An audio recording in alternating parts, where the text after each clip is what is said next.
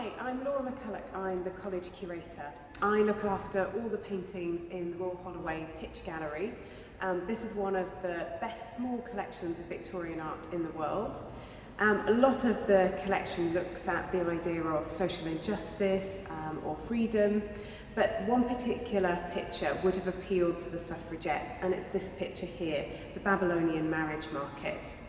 Now, what you see going on in the picture may not seem to be connected to contemporary Victorian women, but in actual fact, it's a cleverly disguised conversation piece.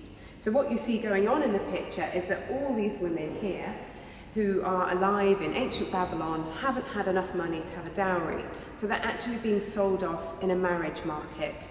You can see the most beautiful of the women being sold on the podium up there, and you can see the men who are about to buy her. The idea was that the most beautiful woman would bring in enough money to create a dowry for the least beautiful woman, who's here down in the corner. And that way everybody would end up with a husband. As the most civilized society in the ancient world, this was deemed as one of the cornerstones of their society, that everybody would get the chance to be supported by a husband.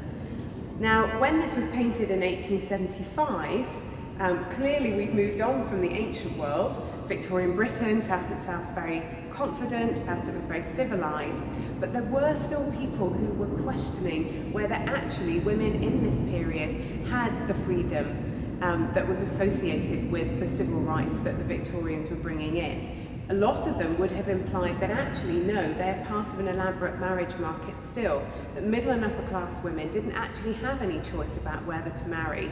They couldn't support themselves because they didn't have an education, and therefore, like the women in the picture, they were actually still part of a marriage market. If this was your only choice, then actually, were you not more like a possession of your husband?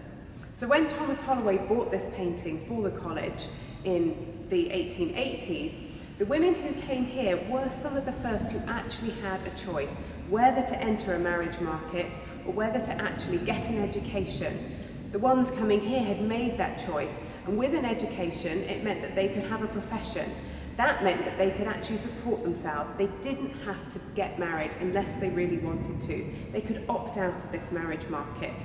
And if they didn't marry, they could have their own life and support themselves and be much freer than the women in the painting.